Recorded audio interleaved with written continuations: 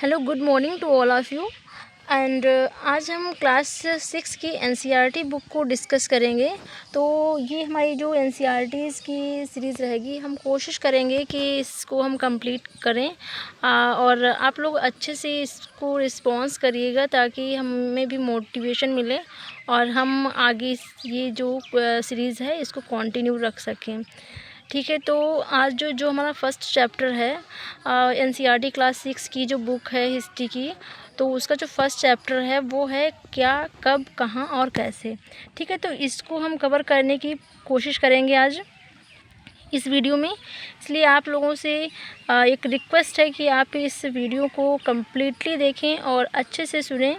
और इसके बाद अगर आप ये बुक पढ़ते हैं एनसीईआरटी की, because NCERT is the most important for every competitive exams. Okay, तो आप लोगों को बहुत अच्छे से इसे देखना है और ये एनसीईआरटीज़ माइलस्टोन साबित होती हैं हर एक एग्ज़ाम के लिए, जो भी कॉम्पिटिटिव एग्ज़ाम्स हैं। और अगर इस सब्जेक्ट से रिलेटेड उसमें कुछ भी आता है तो ये काफ़ी इम्पॉर्टेंट हो जाता है। ठीक है, और दूसरी चीज़ ये है कि इसकी एक और अच्छाई है एनसीईआरटी की कि इसमें कॉन्सेप्ट क्लियर हो जाते हैं और पढ़ने में भी काफ़ी आसानी रहती है, क्योंकि ये स्टोरी लाइक होती है। ठीक है, तो स्टोरी को हम अच्छे से, ये बोरिंग भी नहीं होता है क्योंकि एक स्टोरी टाइप से हम इसे पढ़ेंगे तो क्या होता है कि ना, ये दिमाग में बिल्कुल सेट हो जाता है अगर अच्छे से आप इसको पढ़ते हैं। ठीक है, तो सबसे पहला जो चैप्टर है तो ये है क्या, कब, कहाँ और कैसे। तो इसका सबसे पहले जो हम बुक का शीर्षक है, पहले उसके बारे में डिस्कशन कर लेते हैं क्योंकि इस बुक का नाम है हमारे अतीत। ठीक है, तो हमारे अतीत जो है ना, तो हमारे अतीत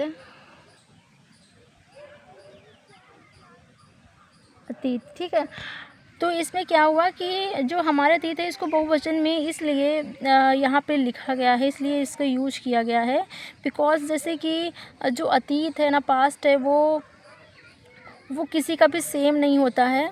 और इसमें जो इसका जो शीर्षक है, टाइटल है हमारे अतीत, इसलिए है क्योंकि यहाँ पे जो भी जैसे कि हम देखते हैं कि जो भी शिलालेख होते हैं या कोई भी पांडुलिपि होती हैं या ऐसे कोई भी स्क्रिप्ट होती है, तो उसमें जो मेन जो कैरेक्टर होते हैं, लाइक जैसे कि मेन कैरेक्टर मीन्स जैसे कि अगर कोई शासक है या फिर महामंत्री, सेनापति, इस टाइप के जो लोग होते हैं वो काफ़ी चर्चित रहते हैं और उनके हाथ में चूँकि सत्ता होती है तो वो अपने आप को वहाँ पे रिप्रेजेंट करने में उनको आसानी रहती है। और जो आम जनता होती है, जो सामान्य वर्ग होता है, उसके योगदान को लोग उतना ज़्यादा उसको नहीं लेते हैं, लाइटली लेते हैं। ठीक है, अगर देखा जाए। और तो यहाँ पे क्या है कि हमारे अतीत जो बुक का जो चैप्टर का जो शीर्षक है वो इसलिए ये प्लूरल में यूज किया गया है बिकॉज़ यहाँ पे जो भी संग्राहक हैं, आखेटक हैं, जो पशुपालक हैं, किसान हैं और जितने भी वर्ग हैं, सबके अतीत का यहाँ पे डिस्कशन किया गया है, वर्णन किया गया है सबके जो पास्ट हैं। क्योंकि देखिए सबका पास्ट सेम नहीं होता है। अगर आज भी हम देखें तो आज भी काफ़ी असमानता देखी जा रही है, जैसे कि भौगोलिक असमानता होती है। ठीक है, और एक राजनीतिक असमानता, सामाजिक स्तर उसमें असमानता होती है, धार्मिक जो वर्ग होते हैं वो अलग अलग होते हैं सबके, तो अलग अलग सबकी मान्यताएं होती हैं। ठीक है, और अलग अलग सबके कल्चरल जो रिचुअल्स होती हैं वो सबके अलग अलग होते हैं, तो लोगों का रहन सहन अलग होता है, तो इसलिए सबके जो पास्ट होते हैं वो सबके क्या होते हैं, डिफरेंस होते हैं। तो यहाँ पे सबकी जो पास्ट है उसका इसमें इंक्लूड किया गया है।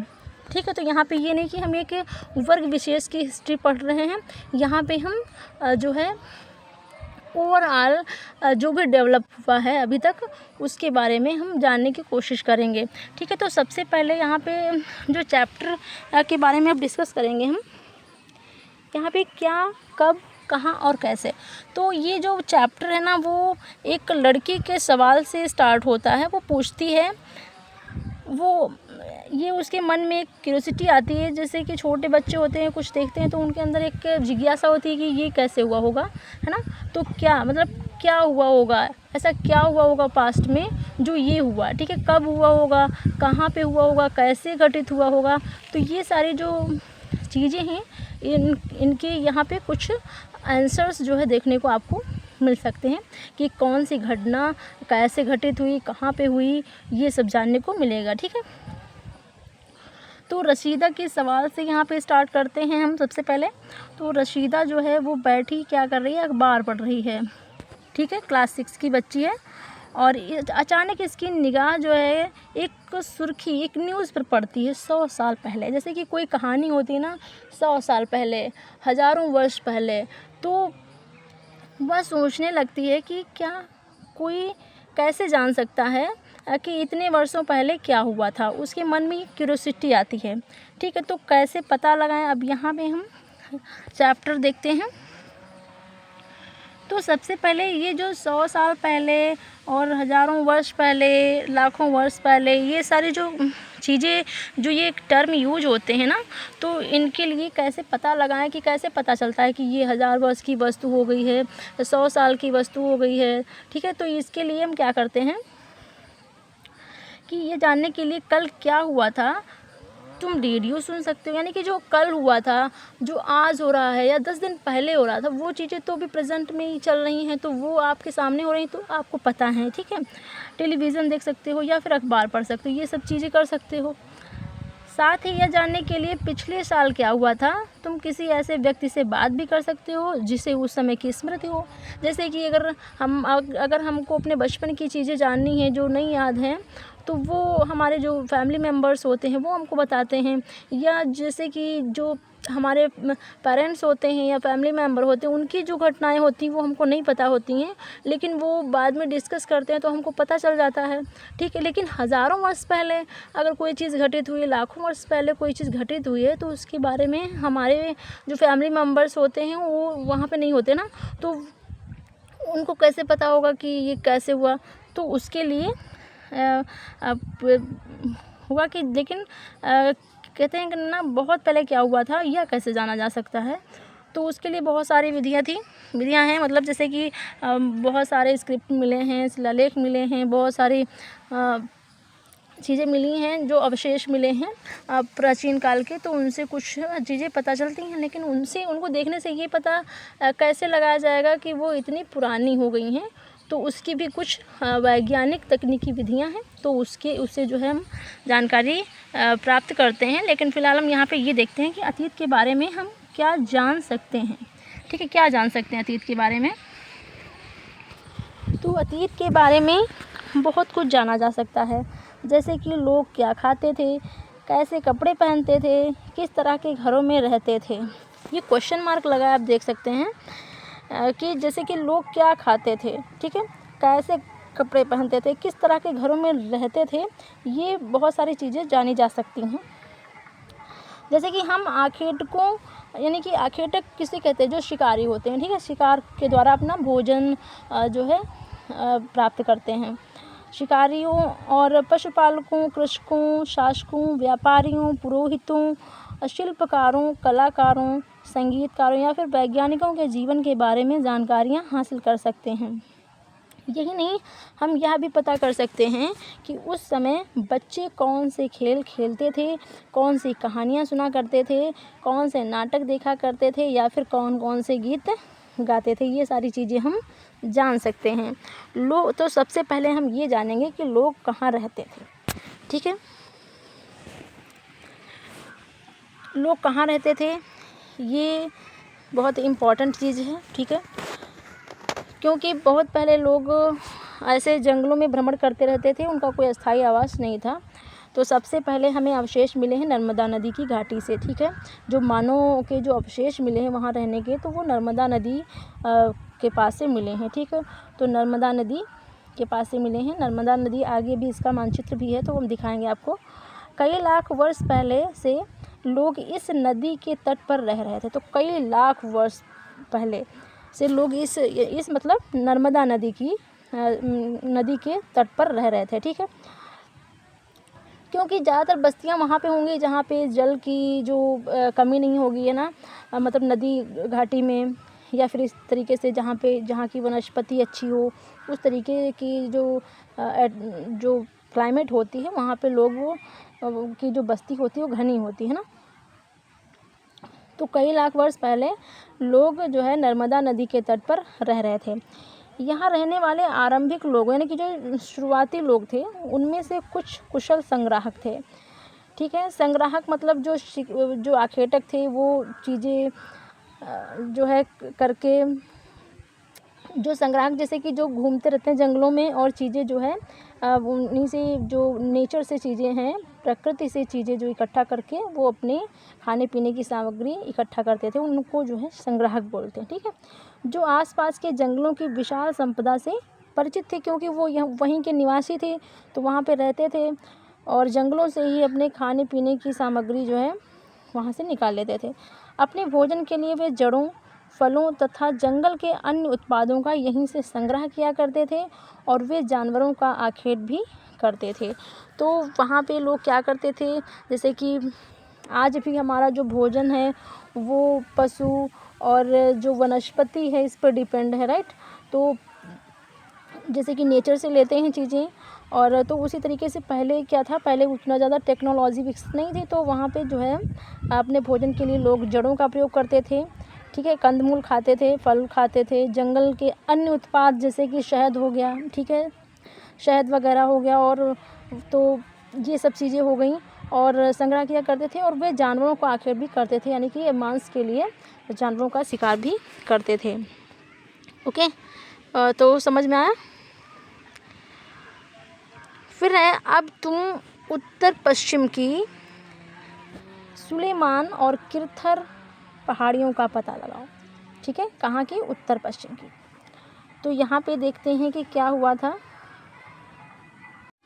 तो सबसे पहले आपको हम यहाँ पे मैप दिखाते हैं, जिससे कि कुछ चीज़ें आपको क्लियर हो जाएंगी कि जो ये सुलेमान और किरथर पहाड़ियाँ हैं वो कहाँ पे सिचुएटेड हैं, कहाँ पे स्थित हैं। ठीक है, और नर्मदा नदी का भी हम उसकी भी स्थिति दिखाएंगे कि कहाँ पे है। ठीक है, तो ये आप देखिए, पहले नर्मदा नदी के बारे में दिखाते हैं। तो सबसे पहले जो मानव के रहने के साक्ष्य मिले हैं वो कहाँ पे मिले हैं, इस क्षेत्र में मिले हैं। ठीक है, ये वाला जो क्षेत्र है, ये वाला, यहाँ पे जो है नर्मदा नदी के तट पर जो रहने के साक्ष्य हैं वो मिले हैं। ठीक है, तो यहाँ पे ये नर्मदा नदी होगी, तो ये प्रेजेंट टाइम में मध्य प्रदेश में है और मोस्टली यहाँ से निकलती है। ठीक है, और बाकी हम ज्योग्राफी के पोर्शन में आपको बताएंगे कि ये नदी जो है कहाँ से निकल के कहाँ को ये गिरती है। ठीक है, फिर यहाँ पे हम देखते हैं कि जो किरथर और सुलेमान पहाड़ियाँ हैं, ठीक है, उत्तर पश्चिम में, तो ये देख सकते हैं आप, ये वाले, ये किरथर पहाड़ी है और सुलेमान पहाड़ी है। तो उत्तर पश्चिम में जो किरथर और सुलेमान पहाड़ियाँ हैं वो यहाँ पे सिचुएटेड हैं, जो कि प्रेजेंट टाइम में कहाँ पे है, पाकिस्तान में है। ठीक है, फिर यहाँ पे देखते हैं कि इसके बारे में क्या है। तो इसी क्षेत्र में, यानी कि जो सुलेमान और किरथर पहाड़ियाँ हैं ना, इसी क्षेत्र में कुछ ऐसे स्थान हैं जहाँ लगभग 8000 वर्ष पूर्व स्त्री पुरुषों ने सबसे पहले गेहूँ तथा जौ जैसी फसलों को उपजाना प्रारंभ किया था। तो मनुष्य ने सबसे पहले कौन सी फसल उपजाई थी, ये क्वेश्चन यहाँ से आपको ये उत्तर मिल जाएगा, गेहूँ और जौ। ठीक है, तो यहाँ पे लगभग का मतलब ये है कि एक्यूरेट डेट या समय नहीं होता है। ठीक है, लगभग का मतलब ये है कि उसके आसपास में। तो लगभग 8 वर्ष पूर्व स्त्री पुरुषों ने सबसे पहले गेहूं और जौ जैसी फसलों को उपजाना शुरू किया था। उन्होंने भेड़, बकरी और गाय बैल जैसे पशुओं को पालतू बनाना भी शुरू किया था। तो सबसे पहले जो है उन्होंने पालतू किसे बनाया, तो भेड़ को बनाया, बकरी को बनाया, गाय बैल को बनाया। ठीक है, ऐसे, और ये लोग गाँव में रहते थे, क्योंकि तब अर्बनाइजेशन नहीं था। ठीक है, तो गाँव ही थे, तो गांव में रहते थे, और यहाँ से स्टार्टिंग होती है आवास बनाने की। ठीक है, जब लोग कृषि करेंगे तो कृषि के लिए वहाँ पे रुकना पड़ेगा आपको 2-4 महीने, फिर वहाँ पे जो फसल होगी तैयार होगी, कटेगी, फिर उसको संग्रह करना पड़ेगा। ठीक है, तो ये सब जो प्रोसेस होता है इसमें टाइम लगता है। तो लोगों ने धीरे धीरे वहाँ पे आवास बनाने स्टार्ट कर दिया, यानी कि बस्तियाँ बनना स्टार्ट हो जाती हैं। ठीक है, ये लोग जो है गांव में रहते थे और उत्तर पूर्व में गारो तथा मध्य भारत में जो विंध्य पहाड़ियों का पता। तो यहाँ पे अब देखते हैं कि गारो कहाँ है पहाड़ी और विंध्य पहाड़ियाँ कहाँ हैं। ठीक है, ये थोड़ा सा हम देख लेते हैं। तो यहाँ पे आप देख सकते हैं कि ये जो है गारो पहाड़ी है। ठीक है, और यहाँ पे विंध्य पहाड़ी यहाँ पे है, ये वाली इधर है।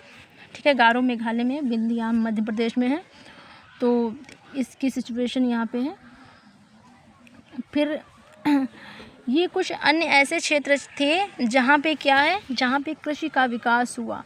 तो सबसे पहले जो है किरथर और सुलेमान जो पहाड़ियाँ हैं उत्तर पश्चिम दिशा में, तो वहाँ पे लगभग 8,000 वर्ष पूर्व स्त्री पुरुषों ने सबसे पहले कौन सी फसल का जो है उपजाना आरंभ किया, तो गेहूँ और जौ। ठीक है, और फिर उन्होंने पशु कौन कौन से पाले, तो उन्होंने भेड़, बकरी, गाय, बैल ये सब पालना स्टार्ट किया।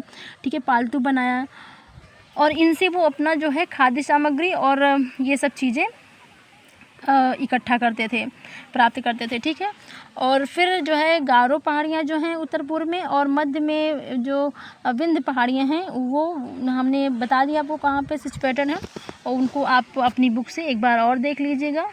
और ये कुछ अन्य ऐसे क्षेत्र थे, यानी कि जो गारो पहाड़ी है और जो विंध्य पहाड़ियाँ हैं ये कुछ अन्य क्षेत्र भी ऐसे हैं जहाँ कृषि का विकास हुआ। ठीक है, विंध्य क्षेत्र में भी। और जहाँ सबसे पहले चावल उपजाया गया, तो यहाँ पे सबसे पहले क्या उपजाया गया, विंध्य पहाड़ियाँ और गारो पहाड़ियों के मध्य में, तो यहाँ पे जो है चावल उपजाया गया।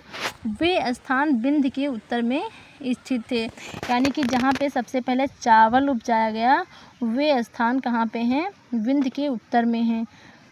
ठीक है, ऑलराइट, अब आगे बढ़ते हैं।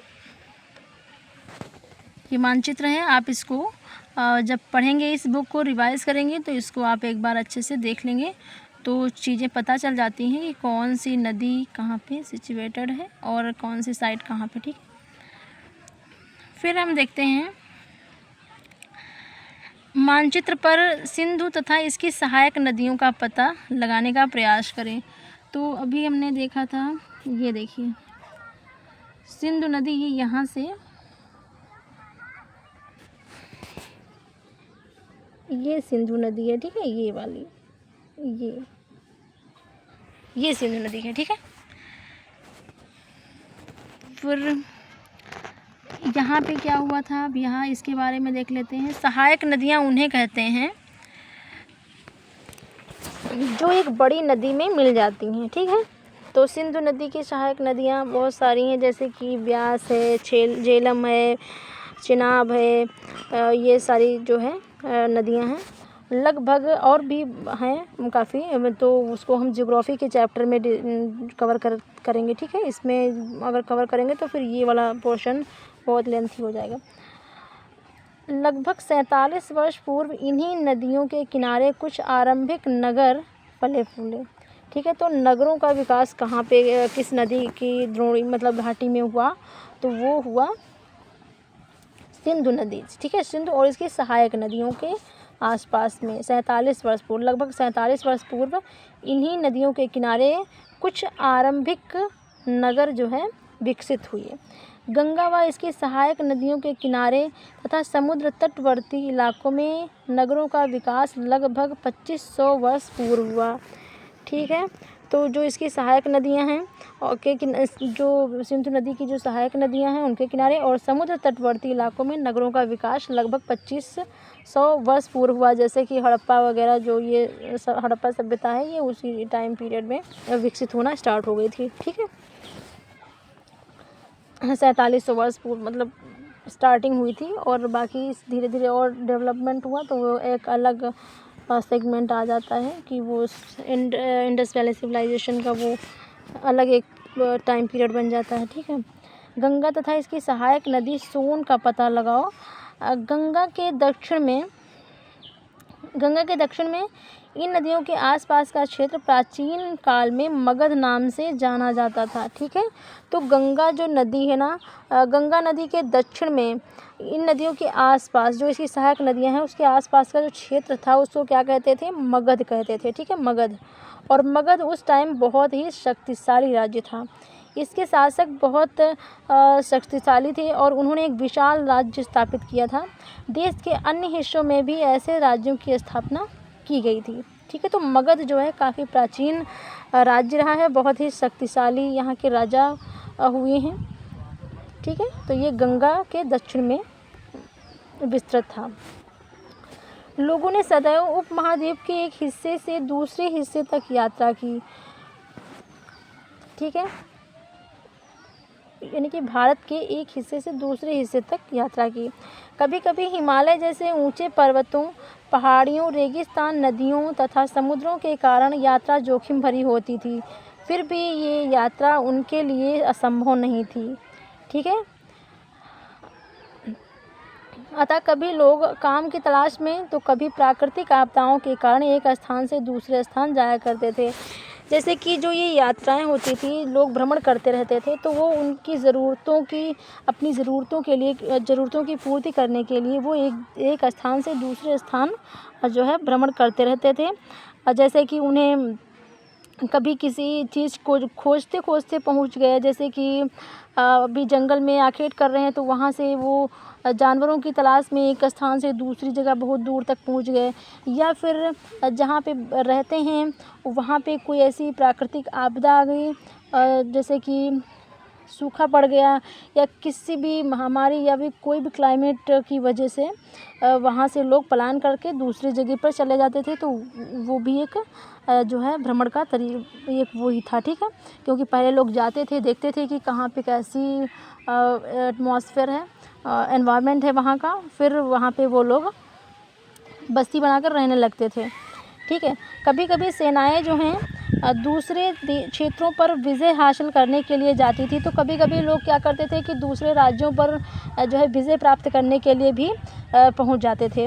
ठीक है, इसके अतिरिक्त व्यापारी कभी काफिले में तो कभी जहाज़ों में अपने साथ मूल्यवान वस्तुएं लेकर एक स्थान से दूसरे स्थान आते जाते रहते थे। जैसे कि प्राचीन काल से लेकर अभी जो मध्यकाल या फिर आधुनिक काल हो, उसमें समय आप देखेंगे कि जो विदेशों से व्यापारी हैं वो भारत आए हैं काफ़ी मात्रा में।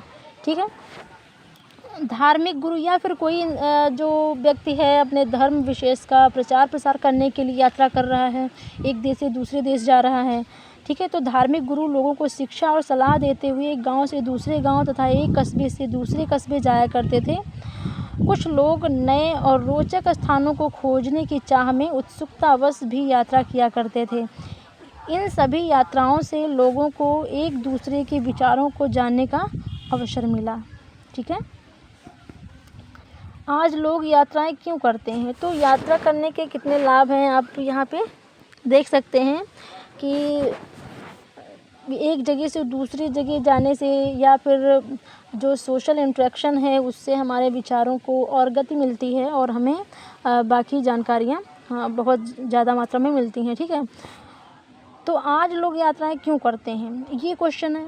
ठीक है, क्योंकि क्लास 6 की एनसीईआरटी है तो बच्चे हर तरीके के क्वेश्चन करेंगे। पहले तो चलो लोग खाने की तलाश में गए या फिर युद्ध की उसमें गए, लेकिन आज क्यों लोग यात्रा करते हैं, ये क्वेश्चन है। ठीक है, तो एक बार फिर से मानचित्र 1 को देखो। पहाड़ियाँ, पर्वत और समुद्र इस उपमहाद्वीप की प्राकृतिक सीमा का निर्माण करते हैं। ठीक है, तो जो प्राकृतिक जो सीमा है, जो नेचुरल बाउंड्री है, उसका निर्माण कौन करता है? जैसे कि पहाड़ हो गए, जैसे कि हमारा जो हिमालय पर्वत है। ठीक है, तो ये एक जो बाउंड्री बनाता है, नेचुरल बाउंड्री है। ठीक है, हमारे देश की रक्षा भी करता है और हमारे यहाँ की क्लाइमेट में भी काफ़ी जो माउंट एवरेस्ट है इसका काफ़ी योगदान है। ठीक है, और जो हिल्स हैं उनका, और जो समुद्र हैं। ठीक है, और जो समुद्र हैं, जैसे कि अगर कोई कंट्री है तो वहाँ से अगर दूसरी कंट्री जाना, बीच में एक बड़ा सा समुद्र है, तो आप कैसे जाएंगे? आप फिर जो है जहाज़ से ही जाएंगे, ऐसे थोड़ी ना चले जाएंगे। ठीक है, तो वो एक नेचुरल बाउंड्री होती है। हालांकि लोगों के लिए इन सीमाओं को पार करना आसान नहीं था। ठीक है, क्योंकि पहले क्या था, पहले इतनी ज़्यादा सुविधाएं नहीं थी, पहले इतनी ज़्यादा टेक्नोलॉजी नहीं थी, जैसे कि आज जितने बड़े बड़े जहाज़ हैं, सब इतने विकसित जो है जहाज़ वगैरह हैं, एरोप्लेन हैं, तो पहले ये सब नहीं था। ठीक है, तो इतना आसान नहीं होता था। जिन्होंने ऐसा चाहा वे ऐसा कर सके, यानी कि जब उनको लगा कि हम ये कर सकते हैं, वहाँ जा सकते हैं, तो वो जो है वे पर्वतों की ऊंचाई को छू सके, गहरे समुद्रों को पार कर सके। उपमहाद्वीप के बाहर से भी कुछ लोग यहाँ आए और यहीं बस गए। ठीक है, लोगों के इस आवागमन ने हमारी सांस्कृतिक परंपराओं को क्या किया, समृद्ध किया। क्योंकि सोशल जब सामाजिक जो आदान प्रदान होता है विचारों का, तो उससे हमारी जो सांस्कृतिक विरासत होती है वो मजबूत होती है, और जो है बहुत सारी चीज़ें आदान प्रदान होती हैं। ठीक है,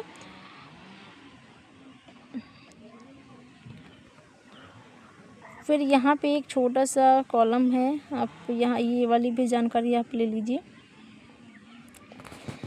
दक्षिण एशिया यानी कि साउथ एशिया, आधुनिक जो दक्षिण एशिया का मतलब ये है कि आधुनिक में जो भारत है उसमें, ठीक है, पाकिस्तान है, बांग्लादेश है, नेपाल है, भूटान है और श्रीलंका, ये दक्षिण एशिया में आते हैं। ठीक है, और अफ़गानिस्तान, ईरान, चीन तथा म्यांमार आदि पड़ोसी देशों को दर्शाता है।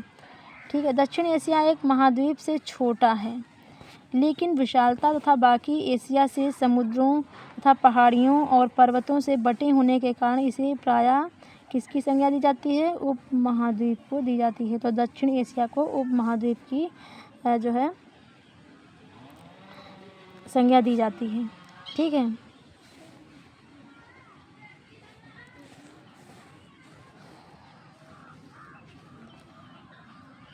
फिर यहाँ पे क्या है कि जो है लोगों के आवागमन ने हमारी सांस्कृतिक परंपराओं को समृद्ध किया, और कई सौ वर्षों से लोग पत्थर को तराशने, ठीक है, कई सौ वर्षों के से लोग पत्थर को तराशने, संगीत रचने और यहाँ तक कि भोजन बनाने के लिए नए तरीकों के बारे में एक दूसरे के विचारों को अपनाते रहे थे। ठीक है, देश के नाम यानी कि जो हमारा देश है, भारत जो है, इंडिया है, हिंदुस्तान है, ये सब किस तरीके से किसने इसको सबसे पहले नाम दिया, तो इसके बारे में अब हम चर्चा करेंगे। तो अपने देश के लिए हम प्रायः इंडिया तथा भारत जैसे नामों का प्रयोग करते हैं, जैसे कि हमारे कॉन्स्टिट्यूशन में इंडिया और भारत नाम का प्रयोग किया गया है। ठीक है, इंडिया शब्द जो है इंडस से निकला है। किससे निकला है? इंडस से, जिसे संस्कृत में क्या कहते हैं? सिंधु कहते हैं। ठीक है, जैसे कि हम लोग इंग्लिश में बोलते हैं इंडस वैली सिविलाइजेशन, और हिंदी में क्या बोलेंगे? सिंधु घाटी सभ्यता। तो इंडस को हिंदी में संस्कृत में क्या बोलेंगे? सिंधु बोलेंगे। ठीक है, सिंधु कहा जाता है। अपने एटलस में ईरान और यूनान का पता लगाओ, तो ये काम आप लोग एटलस में देख के कर लेंगे। ठीक है, लगभग 2500 वर्ष पूर्व उत्तर पश्चिम की ओर से आने वाले ईरानियों और यूनानियों ने सिंधु को हिंदोस कहा। ठीक है, तो सिंधु को हिंदोस किसने कहा? तो ये ईरानियों और यूनानियों ने कहा। ठीक है, कब? 2500 वर्ष पूर्व उत्तर पश्चिम की ओर से आने वाले ईरानियों और यूनानियों ने सिंधु को क्या कहा? हिंदोस अथवा इंदोस कहा। ठीक है, इस नदी के पूर्व में स्थित भूमि प्रदेश को, यानी कि जो ये नदी है इस इंडस रिवर, इसके पूर्व में स्थित भूमि को क्या कहेंगे? इंडिया कहेंगे। ठीक है, भारत नाम का प्रयोग किस लिए? तो ये वाली इंडिया की कहानी हो गई। तो ईरानियों और यूनानियों ने कहा है, ये जो ईरानी हैं और यूनानी हैं, उन्होंने इंडिया जो नाम दिया। ठीक है, भारत नाम का प्रयोग उत्तर पश्चिम में रहने वाले लोगों के एक समूह के लिए किया जाता है। भरत जो है एक कबीले का मुखिया थे, तो उनके कबीले के राजा थे। ठीक है, तो उनके नाम पे ये रखा गया है। इस समूह का उल्लेख संस्कृत की आरंभिक लगभग 3500 वर्ष पुरानी कृति जो है ऋग्वेद में भी मिलता है। किसका नाम? भरत का नाम। बाद में इसका प्रयोग देश के लिए होने लगता है।